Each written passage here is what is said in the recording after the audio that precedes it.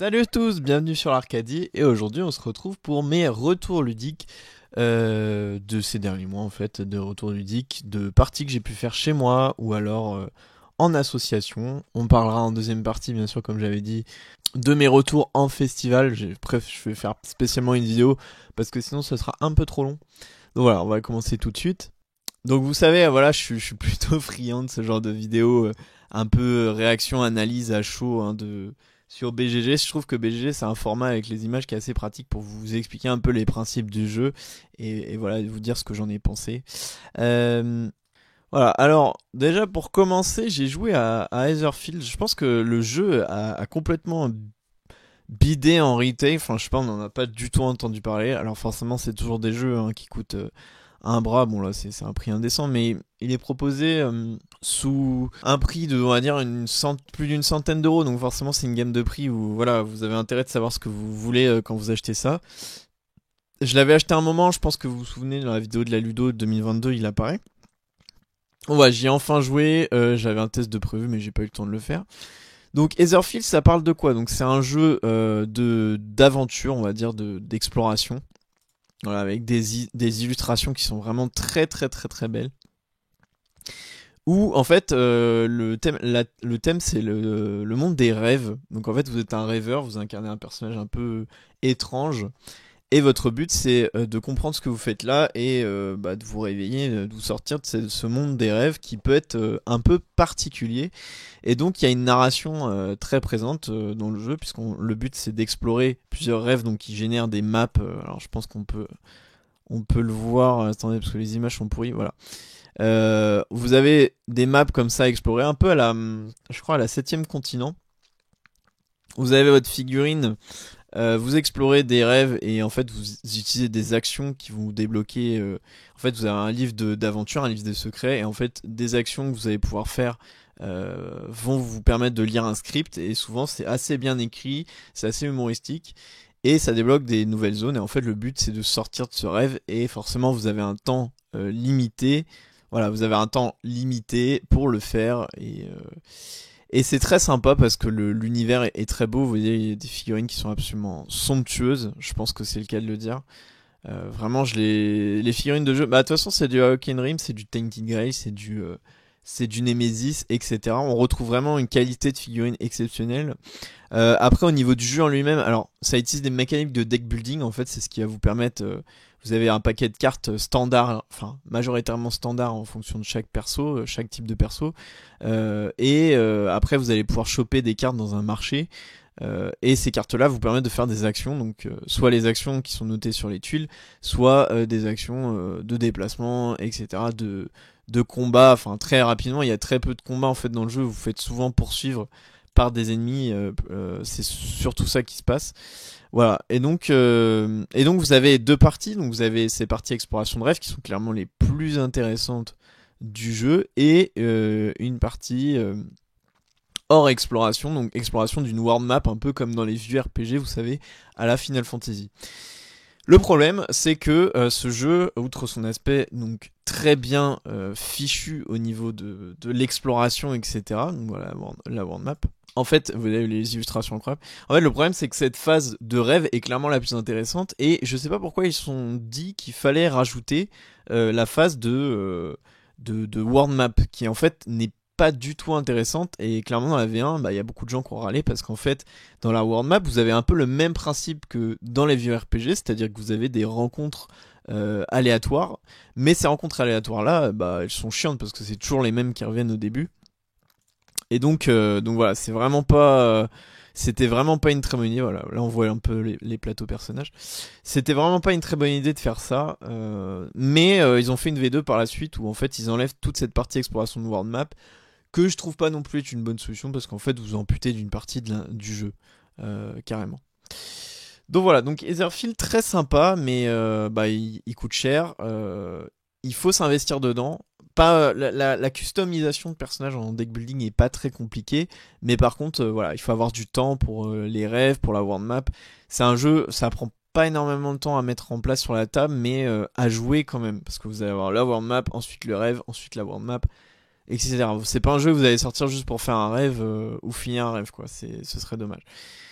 Mais c'est un bon jeu, c'est un bon jeu. Il a ses défauts, mais ça reste quand même une belle expérience d'aventure narrative.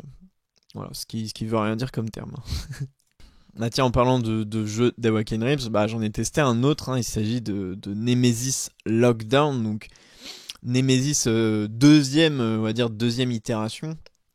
Alors, ce jeu-là, donc si vous connaissez pas un peu le principe Nemesis, c'est vraiment un jeu donc semi-coopératif, donc même si je sais qu'il y en a qui n'aiment pas trop ce terme, où vous allez être souvent dans un vaisseau, en tout cas dans le premier, dans le deuxième c'est dans une base. Vous allez avoir chacun un objectif caché que vous devez remplir, et en plus vous devez vous échapper. Mais le problème c'est que forcément l'endroit où vous êtes est infesté d'aliens. Donc l'idée c'est pourquoi c'est semi-coopératif, c'est que vous avez des objectifs différents, c'est-à-dire que l'objectif de votre voisin n'est pas forcément celui que vous avez vous.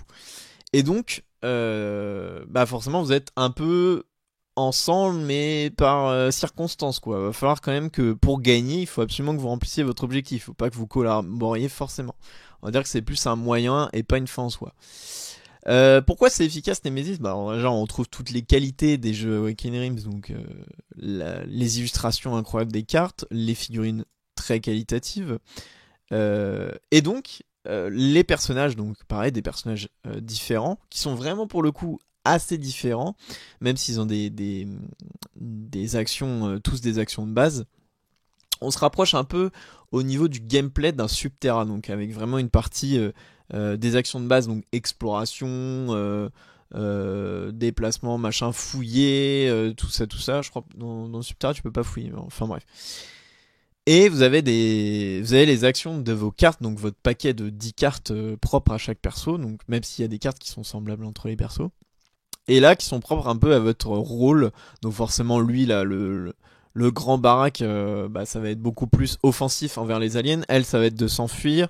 Elle, ça va être plus l'aspect étude labo. Lui, ça va être les ordinateurs, etc. Mais l'expérience Nemesis, je vous la recommande parce que c'est une des meilleures du jeu de société, parce qu'on est vraiment sur une tension. Le fait que vous soyez pas ensemble avec vos potes, c'est clairement exceptionnel. Le fait que vous attendiez presque chacun le moment où quelqu'un va devoir trahir en fait, et le fait que vous ayez des objectifs, à chaque fois vous en prenez 2 par partie, où en fait il y en a un qui est plutôt collaboratif, et encore, et il y en a un qui est clairement d'éliminer un joueur ou tous les autres joueurs. Donc voilà, c'est un peu libre à vous de choisir ça. Après il faut quand même se dire un truc, c'est que bah, très clairement le jeu est très dur, donc si vous choisissez de tous vous foutre sur la gueule, ça devient très compliqué. Voilà un petit peu les images du jeu. Alors pourquoi c'est sympa, c'est que déjà il y a plusieurs moyens de s'échapper de cette base remplie d'aliens. Vous allez pouvoir choper des objets de soins, des objets des armes, etc. Et il y a vraiment un aspect exploration. Toutes les salles de la base ont des effets et sont générés aléatoirement au début de la partie. Donc ça c'est pareil, on est vraiment, chaque partie est différente. Et bah, c'est très très cool, hein. Et pourquoi j'ai préféré, alors ceux qui connaissent un peu le jeu, pourquoi j'ai préféré cette expérience au premier, bah c'est tout simplement parce que alors au début j'ai eu un peu peur parce que je trouvais que ça complexifiait pas mal le premier, mais au final je le trouve plus varié que le premier, à cause de notamment la contingence. Donc en gros c'est une équipe qui est envoyée à la fin de la partie pour éliminer les survivants de la base, donc les joueurs en fait. Et donc vous ne savez pas en fait quelle va être la condition de victoire de cette contingence, donc de cette équipe. Qui vont-ils éliminer? Est-ce qu'ils vont éliminer les personnes qui se sont planquées dans la chambre d'isolement? Est-ce qu'ils vont éliminer les personnes qui n'ont pas assez fait de la recherche scientifique? Voilà, vous savez pas, et chaque joueur a un indice sur quel est le jeton qui va être activé à la fin de la partie. Ça c'est une mécanique qui est ultra intéressante pour le coup, et que j'ai beaucoup aimé. Et j'ai beaucoup aimé le fait qu'il y ait plus de moyens de s'en sortir aussi. Parce que bah très clairement dans le premier en fait le problème c'est que vous alliez toujours au même endroit, vous alliez au moteur, ensuite vous alliez au cockpit, et puis après c'était un peu voilà, si quelqu'un s'échappait dans les nacelles, hein, le traite souvent, et après sinon on allait à la chambre de confinement, et puis voilà quoi. Là il y a plus de variété et c'est pour ça que je le recommanderais carrément par rapport au premier, même si c'est pas la même expérience. Bah je l'ai quand même trouvé plus intéressant, plus varié que le premier. Voilà. Et en plus, ce qui est bien fait, c'est que c'est totalement compatible avec le premier. Si vous pouvez jouer avec les aliens du premier, les extensions du premier, et ils ont fait les cartes adapté à la map et au système de ce jeu-là en fonction. Donc bah voilà, vous en privez pas de jouer sur cette version, hein. Clairement, elle est vraiment exceptionnelle et bah, le classement BGA, on va dire, ne tarit pas d'éloges. Alors ça, c'est un jeu que je pense que beaucoup d'entre vous connaissent. It's a Wonderful World, ouais. Alors ça, c'est un jeu aussi incroyable que ça puisse paraître, je ne connaissais pas du tout. Voilà, on me l'a fait découvrir ma première partie à l'assaut. J'ai rejoint une asso de JDS et on me l'a fait tester. Et j'ai trouvé ça, bah, en fait, j'ai trouvé mon lot de consolation pour les jeux de draft qui, je vous le rappelle, bah, depuis Seven Wonders que j'ai lâchement vendu, hein, parce que j'étais en mode tout le monde a ce jeu, bah, je n'avais plus de jeu de draft. Et bah là, j'ai trouvé clairement ma réconciliation avec les jeux de draft. Et c'est très cool. Alors, c'est vrai que il n'y a pas beaucoup d'interactions, voire pas du tout, contrairement à Seven Wonders où vous allez, enfin, vite fait, hein, vous allez commercer avec les autres. Il y a l'histoire du militaire qui met un peu de pression. Là, voilà, il y a pas, c'est chacun dans son coin, mais on peut se gêner un peu avec la contre-draft, mais il y a pas beaucoup d'interactions. Ça, je tiens à vous le dire quand même.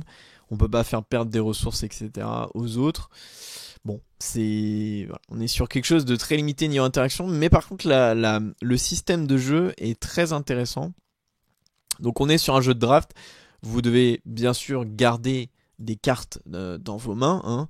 Mais en fait, vous avez le choix, si vous voulez, de soit les construire. Donc, vous devez vous les poser et votre but, ça va être de remplir tous les petits endroits ici pour construire le bâtiment. Soit vous les recycler, donc vous transformez en cette ressource-là, une ressource qui pourra être posée sur vos autres bâtiments en construction. Donc déjà ça c'est intéressant, c'est que vous avez la draft, mais si vous avez une draft pourrie, vous pouvez quand même vous en servir pour faire fonctionner votre moteur et donc construire vos bâtiments. Ça déjà je trouvais ça une super idée en soi. Ça, après le système assez intéressant de devoir construire les cartes, contrairement à Seven Wonders où c'est très simplifié, vous oblige à anticiper. Et donc on gagne un petit niveau de complexité, mais aussi d'anticipation. Et j'ai trouvé ça pas mal à ce niveau-là. Voilà, et vous avez bien sûr, c'est la course au point de victoire. Il faut essayer de comboter entre les bâtiments qui donnent des points de victoire. Par exemple, ici, vous avez vu, il y a des points de victoire ici. Là, c'est en fonction de jetons que vous allez pouvoir récupérer si vous êtes la personne qui produisait le plus en fait d'une ressource particulière, parce qu'on voit qu'il y a plusieurs couleurs de ressources.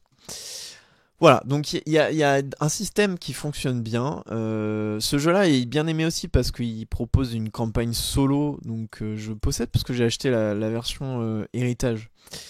Voilà, donc je testerai à l'occasion la campagne solo Legacy en plus, qui rajoute des nouvelles cartes, des nouvelles mécaniques, sur un jeu qui fonctionne vraiment, vraiment très très bien de base, hein.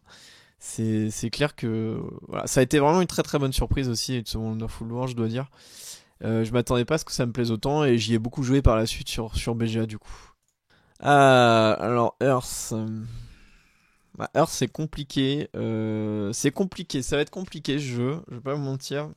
Alors Earth, bon c'est clairement encore un jeu qui fait le buzz. Voilà, on l'a eu l'année dernière avec Ark Nova, des jeux de gestion avec des mécaniques à la Race for the Galaxy. Terraforming Mars, Ares que je vous le dis direct, je préfère largement, mais complètement même, je trouve que ça me correspond beaucoup plus. Voilà, Earth, alors ça a été vous savez, maintenant je ne sais même plus d'où part le marketing, mais ça a été vraiment un lavage, pas un bourrage de crâne intensif en ce début d'année. Je pense que vous avez forcément entendu parler de ce jeu si vous regardez cette vidéo, vous avez forcément dû regarder un peu des images où y jouer. Donc Earth. Alors je vais avoir beaucoup de mal à en parler sans être vindicatif parce que bah moi j'ai fait plusieurs parties vraiment de jeu parce que alors moi vous savez maintenant vous l'avez vu dans les jeux que j'ai vendus, mais les jeux de la hype souvent je suis déçu et bah là c'est pas une fois n'est pas coutume, hein. J'ai été vraiment déçu de ce jeu. Alors déjà ça c'est un avis personnel, hein. Et évidemment, comme tout le reste de la vidéo par ailleurs, La mécanique animalière slash nature, c'est hyper méta, c'est hyper... c'est vraiment la mode. Bon, je pense qu'il y avait moyen de faire mieux. En fait, c'est comment dire, c'est un peu... Vous faites un jeu de gestion avec des ressources économiques, mais sans dire que c'est des ressources économiques. Donc c'est pas une corporation, c'est pas machin. Ok, si tu veux. Mais il y a vraiment que la différence que dans le nom. Enfin bref. Ça reste de l'économie en fait. Ça reste un moteur, il y a pas de... Voilà, ça aurait pu être n'importe quoi. Alors, Earth, comment ça fonctionne? En gros, l'idée c'est que déjà au début de la partie, vous choisissez des cartes. Donc ça, c'est votre plateau de jeu. Hein. Ici, attends, je vais bouger un petit peu parce que c'est dégueulasse. Donc vous avez votre plateau de jeu ici, vous choisissez une carte île, une carte climat et une carte écosystème. C'est concrètement des cartes qui vous permettront d'avoir des effets bonus quand vous jouez certaines actions, donc les actions différentes sont ici. Et également, ici, c'est des points de victoire en fin de partie, c'est des objectifs de fin de partie. En plus de ça, vous avez le plateau faune, donc qui eux sont carrément des objectifs de fin de partie. On est carrément sur l'idée des objectifs de Terraforming Mars. C'est le même principe. Le premier qui arrive à les faire, il va se mettre bien. Le deuxième, il va se mettre bien quand même, mais un peu moins, etc., etc. Sauf que là, tout le monde peut faire les objectifs. Alors que dans Terraforming Mars, je crois que c'est les 3 premiers qui ont quelque chose. Voilà. Et ensuite, vous avez tableau building. Donc, vous avez 1 million de cartes en main et vous devez construire un tableau de 16 cartes. Donc, qui n'est pas comme Ares Expédition. Vous pouvez construire, vous pouvez dérouler à l'infini. Là, c'est vraiment 16 cartes. Donc, le placement compte, puisqu'il y a des effets de cartes qui vont s'activer en fonction de ce que vous avez sur une ligne ou une colonne ou une diagonale, enfin ce que vous voulez. Voilà. Donc, évidemment, la prod. Alors, comment ça fonctionne? Vous avez des actions donc pour poser des cartes moyennant de la terre, donc qui sont concrètement une ressource un peu comme de l'argent en fait dans les jeux de gestion. Vous avez une action pour en générer de la terre en échange de votre compost. Donc c'est le compost et c'est des cartes de votre main que vous foutez là et qu'après vous pouvez utiliser pour générer de l'argent. Moi je dis ça de l'argent, on va pas se mentir. Vous avez une autre action pour poser des petits cubes sur vos cartes qui sont posées, donc des points de victoire. Et vous avez une action pour piocher des nouvelles cartes. Et en fait, par la suite, quand vous avez des cartes de poser, vous avez vu il y a des couleurs ici. Bah en fait, tout simplement, quand vous jouez l'action, ça active aussi l'effet de la carte de vos cartes qui sont posées, qui ont cette couleur-là, de noter dessus. Et bah il y a rien de plus en fait, puisque alors oui, il y a toujours pourquoi je disais ressources galactiques, c'est que quand vous faites une action, les autres bénéficient d'une action, mais en moins puissant. Ça marche aussi à l'inverse, évidemment. Et pourquoi j'ai pas trouvé ça ouf? Bah en fait, c'est parce que bah on connaît tout ça. Il y a rien de fou, il y a rien de neuf. Moi, j'avais l'impression quand je jouais à ce jeu de ne rien découvrir, de ne pas être émerveillé, de me dire ouais bon bah je connais ça. Enfin, ok, c'est terraforming, c'est Rest for Guys. C'est ok, je pose des cartes, je fais un tableau, c'est voilà. En fait, c'est ça. C'est que je suis sorti de ma partie de Earth, je me suis dit bah en fait, je pense qu'on en a fait tout un foin pour pas grand-chose et que dans quelques temps ce jeu-là bah on n'en tirera pas forcément un héritage conséquent, voire même pas du tout. Et voilà. Et c'est un jeu qui aurait pu être bah tu reprends les mêmes mécaniques, tu reprends des cartes voilà avec des effets. Je pense honnêtement que le nombre de cartes est la partie la plus travaillée de ce jeu parce que l'équilibrage après avec autant de cartes ça me paraît très compliqué. Mais ouais non, j'ai pas été transcendé et j'ai l'impression que si tu dis pas que t'es transcendé, ouais les gens ils captent pas quoi, ils pètent un peu les plombs parce que c'est la méta, parce qu'il faut aimer des jeux ultra marketés et puis voilà. Moi ça m'a pas voilà, ça m'a rien procuré ce jeu-là. Donc du coup je l'ai testé sur BGA, je ne l'achèterai pas. Et bon, à voir dans le futur, mais je suis pas certain qu'il ait un héritage conséquent ce jeu-là parce que il y a rien de neuf, il y a rien de transcendant. Bref. Alors, Aeon's End Legacy. Bon, vous connaissez Aeon's End, deck building coop de génie, mon jeu préféré encore aujourd'hui, même s'il y en a un dans la suite de la vidéo, il s'en approche dangereusement, hein, très clairement. Eon's End Legacy, c'est l'itération Legacy, donc vous connaissez le principe des Legacy, c'est donc un jeu où le matériel va évoluer au fur et à mesure du temps, mais où vous ne pouvez pas forcément revenir en arrière. C'est plus une sorte de jeu à campagne, sauf que vous pouvez pas la rejouer, quoi. C'est un peu entièrement. Voilà, c'est plus ça. Ou sinon, avec il faut un reset pack ou un truc, puisqu'il y a du matériel qui va changer des autocollants, alors il y a certains jeux où tu déchires carrément les cartes. Bon, voilà, c'est une dinguerie. Donc, cette version Legacy, donc campagne, qui manquait cruellement, en fait, moi j'avais toujours. Alors, j'aime beaucoup le système de Eon's End de one shot. Je trouve ça vraiment très efficace et j'ai fait vraiment plus d'une vingtaine, voire une trentaine de parties avec ce système et je l'adore.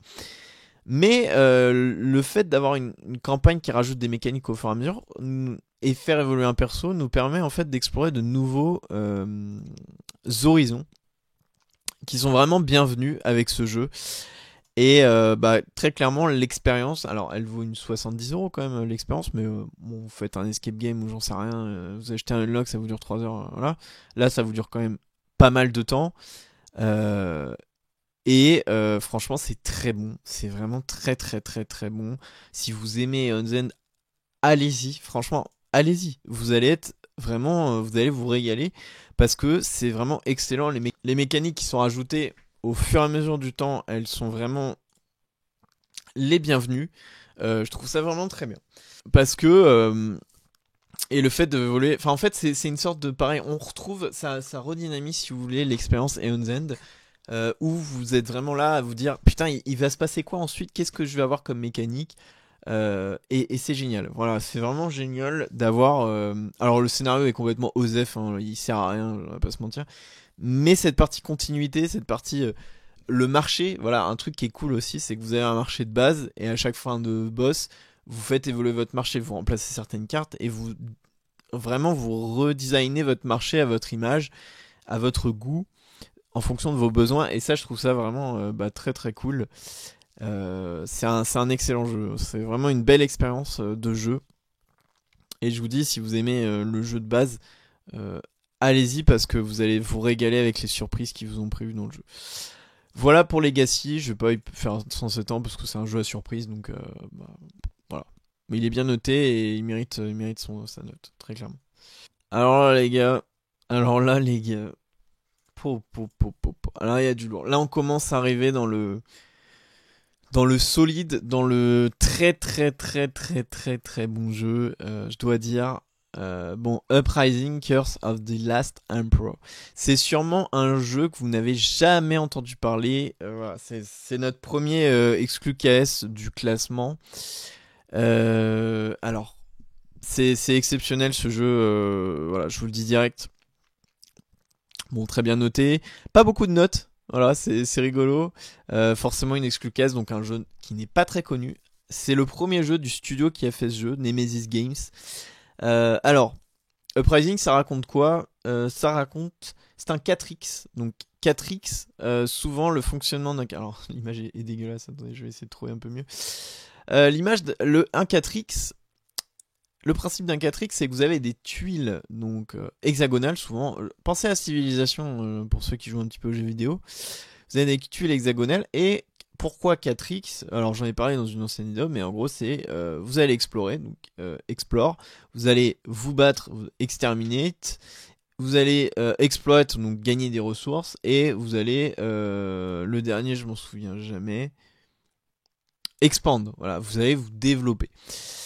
Et Uprising arrive avec la proposition de vous dire bah écoutez, nous on va faire ça, mais on va le faire en coop. Alors d'ailleurs, le jeu ressemble pas du tout à ça, hein, je pense que c'était les protos.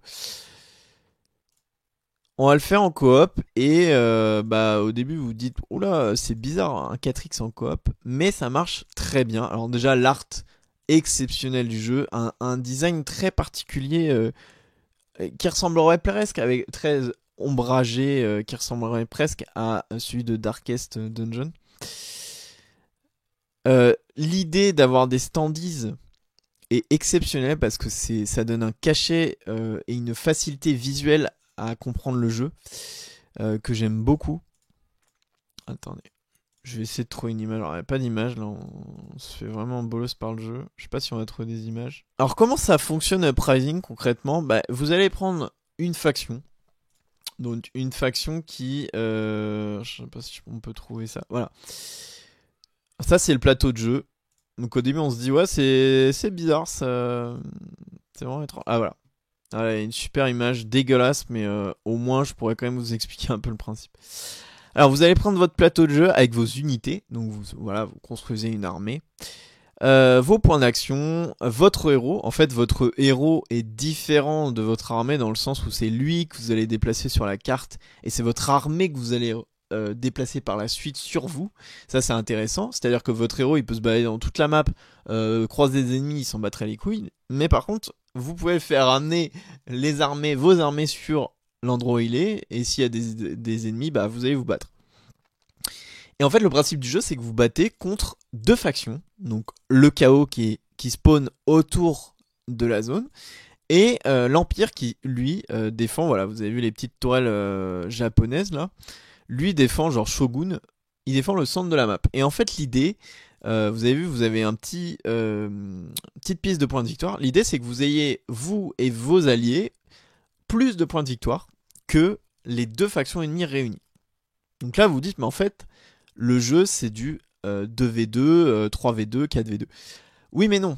Parce qu'en fait, les factions ennemies ne sont pas ensemble. C'est-à-dire que ce qui est très drôle dans le jeu, c'est qu'elles se foutent aussi sur la gueule. Elles sont pas du tout alliées.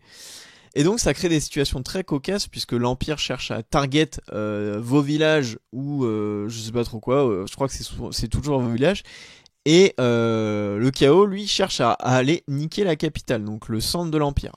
Donc en fait, ça crée des situations très drôles où vous pouvez en fait essayer d'influencer un peu le jeu pour qu'ils se battent et donc que vous diriez un peu à votre avantage. En plus de ça, vous avez donc un système d'items du marché, donc qui vont s'acheter avec des ressources, puisque je vous dis ça fonctionne avec des ressources. Ressources qui permettent de craft vos armées, vos villages, et c'est déjà pas mal. Et de ramener aussi vos armées. Donc vous avez des items à équiper qui vont buff vos armées ou votre héros. Vous avez des quêtes que vous pouvez faire qui permettront on va dire, de rendre la vie plus facile sur la map, parce que vous allez voir quand même c'est un jeu assez difficile. Voilà, il y a plein de mécaniques qui sont pas très compliquées. Vous voyez, le jeu est marqué quand même 3,74. Bah écoutez, moi je trouve ça... Enfin, c'est vrai que quand t'as le jeu en main après ça paraît facile, mais je l'ai pas trouvé très difficile et vraiment très agréable. Il y a un flow de jeu qui est très facile, puisqu'en fait vous allez jouer des chapitres et chacun sait ce qu'il a à faire. Et pourquoi? Ah oui, il y a un truc que je dois vous montrer. Pourquoi c'est aussi simple de comprendre ce que vous devez faire dans le jeu? En fait, sur le plateau, vous avez une bande avec toutes les étapes que vous devez faire dans un tour. Donc vous savez exactement, vous n'êtes jamais perdu sur savoir ce que vous allez faire. Et ça c'est génial, en fait, c'est ce bandeau là. Ça c'est génial parce que bah du coup vous n'êtes jamais perdu dans le jeu. Et du coup ça tourne très très bien. Donc au niveau des combats, on est sur un système avec des dés de couleurs différentes. Donc ça je vais pas vous en parler, mais ça fonctionne bien, c'est frustrant des fois. Comme tout jeu qui fonctionne avec des dés. Mais il y a des moyens de les améliorer et de les rendre un petit peu moins aléatoires. Donc c'est très cool. Et très clairement, c'est le jeu pour lequel j'ai trouvé le matériel de meilleur rapport qualité-prix. Regardez comment c'est somptueux. Voilà, tout est beau. Bon, même si la photo est dégueulasse, tout est beau dans ce jeu. Le rangement est impeccable pour un prix qui à l'époque était défiant toute concurrence. Voilà, Uprising, si vous arrivez à le trouver en occasion ou s'il y a une campagne qui s'annonce, vraiment allez-y les yeux fermés parce que c'est vraiment exceptionnel comme jeu. Moi, c'est un jeu que je me séparerai probablement jamais parce que je le trouve trop efficace en fait. C'est un plaisir de jouer à ce jeu. Voilà, c'est tout. Peut-être se renouvelle peut-être pas, c'est sur la durée. Voilà, c'est puisqu'en fait vous allez voir tous les boss ennemis dans une game souvent. Alors peut-être les events vont renouveler, mais ça change pas trop. Voilà, c'est peut-être le seul truc à voir avec des extensions comment ça fonctionne, mais sinon l'expérience est très très bonne. C'est un jeu à jouer de temps en temps de toute façon. Bon là les gars, voilà. Moi je vous ai dit, je fais du lourd. Je suis concentré sur les grosses cartouches que j'ai pu tester. Cloudspire. Cloud Spire, c'est un jeu. Alors voilà, c'est là où je suis rentré dans la frénésie. Chip Theory Games, donc les gens qui vont sortir prochainement le jeu Elder Scrolls. Je pense que vous avez dû en entendre parler forcément. Et surtout qui sont à l'origine de Too Many Bones et de Hoplomachus. Alors Cloud Spire, bon là c'est très très lourd. Hein. Là c'est très très lourd. Alors voilà, la difficulté du jeu, effectivement, elle est méritée, je pense. Alors Cloud Spire, pourquoi c'est exceptionnel? Bah écoutez, c'est concrètement un MOBA dans un jeu de société. Voilà. Mesdames et messieurs, on en est là. Vous avez deux bases, vous avez voilà, de chaque côté. Alors c'est vrai que le design, bon, un peu vieillot peut-être, je ne sais pas. Moi j'adore, mais je peux comprendre que ça ne plaise pas à tous. Vous avez deux bases de chaque côté et vous jouez une faction complètement asymétrique avec vos propres mécaniques de jeu. Et pourquoi un MOBA? Parce que vous avez des minions, donc serviteurs. Eux, ils vont emprunter le chemin pour aller jusqu'à la base ennemie. Ils vont éclater tout ce qu'il y a sur leur chemin. Donc forcément votre ennemi va faire de même. Vous avez les tours, comme dans les MOBA. Donc les tours qui vont tirer sur les minions qui arrivent. Ou les héros, puisque vous avez aussi des héros, évidemment. Qui eux sont gérés par une range. Un lancer de dés pour savoir combien ils font de dégâts. Et votre objectif, c'est donc de péter forcément la forteresse ennemie. Des petits tapis en néoprène de tous les côtés, hein, bien sûr. Des jetons de poker de très bonne qualité. Des petites jungles où vous avez des mobs à taper pour obtenir des ressources pour améliorer votre base ou crafter des tours. Et plein d'unités différentes pour chaque faction. Voilà la recette d'un jeu qui ne peut que fonctionner à partir du moment où mécaniquement il est très bon. Et c'est le cas. C'est le cas, Cloud Spire, c'est mécaniquement impeccable. C'est très difficile cependant à comprendre toutes les subtilités de gameplay. Heureusement, ils ont eu la très bonne idée de faire un tutoriel. Donc qui vous explique, il vous fait jouer les coups en fait. Ce qui fait que ça rend le jeu beaucoup plus accessible pour un jeu à 4.35 comme on a pu voir tout à l'heure. Mais voilà, c'est excellent. Il y a vraiment des sensations tactiques d'anticipation qui sont très efficaces dans le jeu, très bonnes. J'ai beaucoup aimé mon expérience. Les factions sont tellement différentes. Et surtout, c'est un jeu qui en fait ne va presque pas se jouer en 1 contre 1. Enfin, peut tout à fait. Hein. Mais vous allez peut-être avoir envie de jouer à d'autres choses plus courtes que ça. Hein. Mais cependant, il possède de très bons scénarios solo qui vous mettent dans des situations particulières, un peu puzzle, un peu casse-tête, mais ça c'est un peu les jeux de Chip Theory j'ai l'impression. Des casse-têtes, vous allez avoir des unités placées, un setup en fait pour un ennemi et comment s'en sortir. Avec chaque faction a ses scénarios solo. Ça c'est très cool, il y en a beaucoup. Il y a des scénarios coop aussi, vous allez pouvoir à deux résoudre des casquettes, des casse-têtes, pas des casquettes. Voilà, vraiment très très efficace. On est sur un jeu très complet. Et bon, c'est une incroyable découverte. Vous avez un marché aussi, vous pouvez acheter des améliorations, des héros, des unités, etc. Il y a tout dans ce... Enfin, vraiment, ce jeu, j'ai pas vu beaucoup de jeux avec un style MOBA. Vraiment MOBA au sens du terme, c'est-à-dire serviteur, héros, tower, etc. Mais ça, je trouve que c'est un des plus fidèles représentants du genre jeu vidéo qu'on ait vu dans un jeu. Voilà, c'est excellent. Vraiment, le truc le plus dur du jeu, c'est de s'approprier les règles. Je vous conseille vraiment, puisque c'est un jeu qui est sorti que euh, en VO, de télécharger une traduction et d'apprendre vraiment avec le tuto fourni par le jeu, d'apprendre en solo, de regarder des vidéos. Voilà, ça demande l'investissement, mais comme beaucoup de jeux de Chip Theory, ça demande de l'investissement, donc voilà, il faut s'y attendre. Par contre, l'expérience est folle, quoi. Pour si vous cherchez du bon jeu expert, c'est fou. Voilà, c'est vraiment exceptionnel. Et du coup, bah oui, je suis tombé dans la maladie Chip Theory Games. Après ça, j'ai voulu savoir ce qu'ils faisaient d'autre comme jeu. Et donc, j'ai acheté Too Many Bones. Un jeu qui, ça fait depuis que j'ai commencé les jeux que je le vois, ce jeu. Très bien classé, top BGG, etc. Mais je voyais les images. avec les persos et la gueule en fait du jeu, et je comprenais pas. Je me suis dit, bah non, mais je vais pas acheter ça, c'est moche. Enfin, il y a un design chelou dans le jeu. Quel est l'intérêt de ce jeu? Ouais, je comprenais pas. Et en plus, il coûtait un bras, tu vois, donc j'étais un peu en mode, mais c'est quoi, quel est l'intérêt de ce jeu? Et quand j'ai commencé à comprendre ce qu'était vraiment ce studio de développement, je me suis dit, putain, je pense que la réputation du jeu n'est pas déméritée. Donc achetons-le, au pire. Bon. Enfin, d'abord j'ai regardé des vidéos, parce que vu le prix, bon, faut quand même être sûr de son achat. J'ai regardé des vidéos, je l'ai acheté, et j'ai fait, ok les gars, ok. Donc top 3 de mes jeux directement, hein, sans, vraiment, sans surprise. C'est incroyable, Too Many Bones. C'est un jeu coop, donc de tactique, avec une construction de personnages asymétrique, une des plus excellentes que l'on ait vues dans un jeu avec de la symétrie en fait. Alors ce qui est marrant, c'est que Cloud Spire c'était de la symétrie de faction, là c'est de la symétrie de personnage.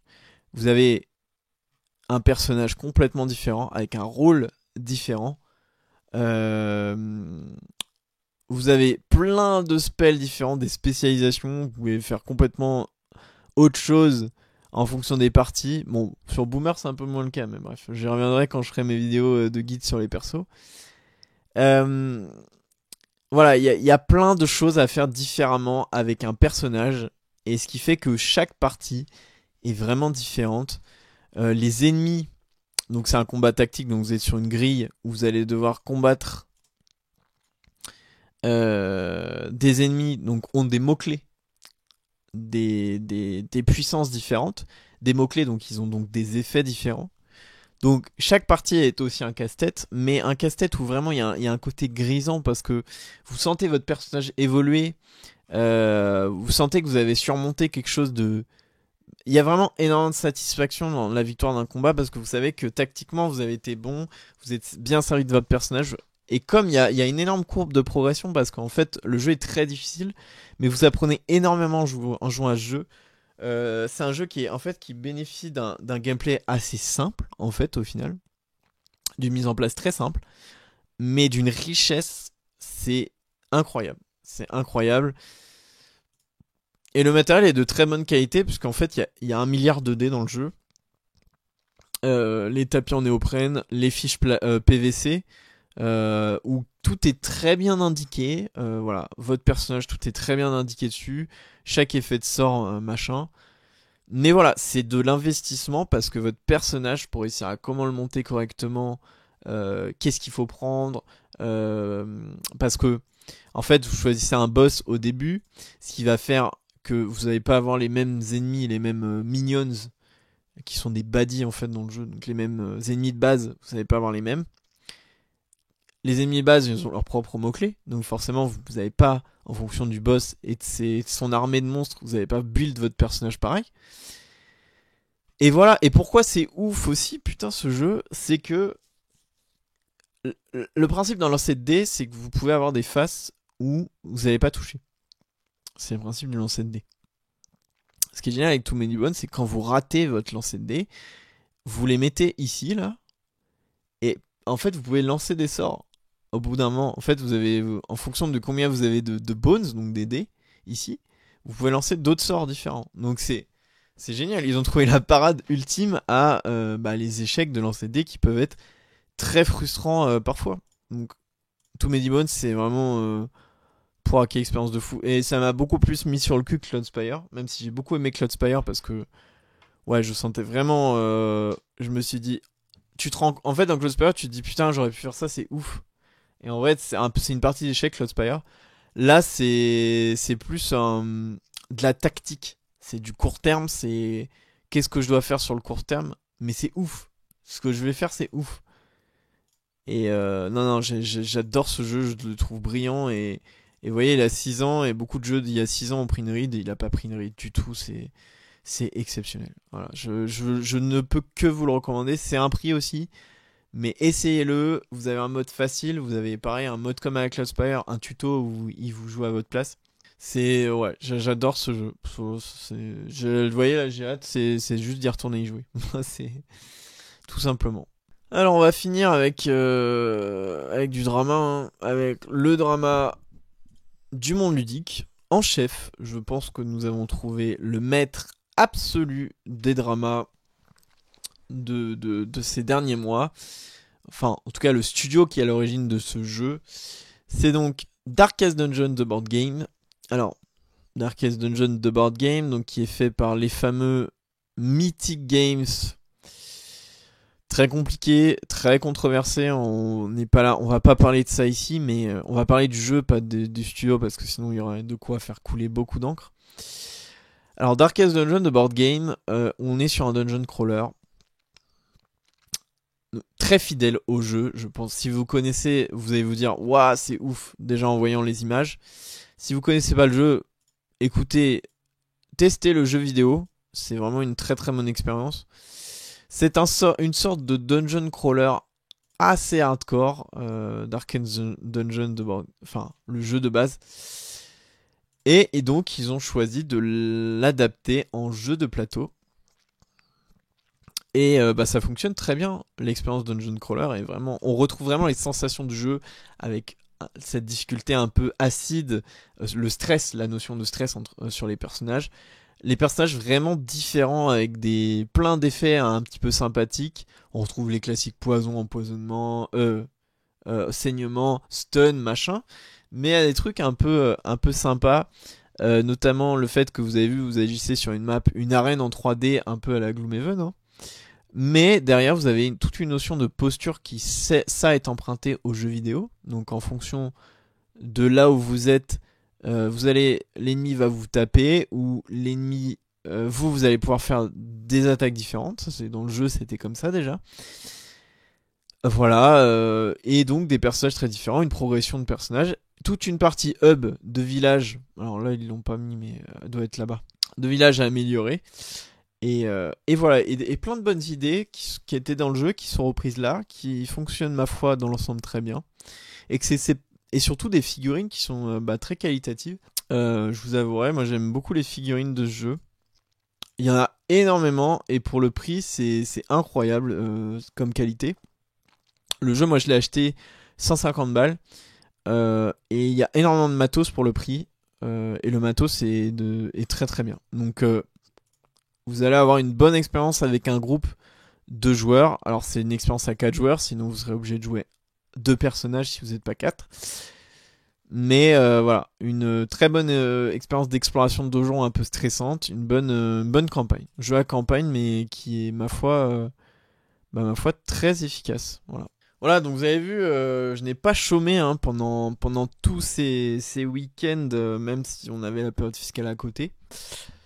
Il y a quand même de très très bons jeux qui existent. Même, vous avez vu, c'est pas des sorties récentes. Bon, il y a eu une sortie retail, bien sûr, de Too Many Bones et Etherfields. Hein. Mais il y a vraiment des très bons jeux à regarder qui sont déjà sortis.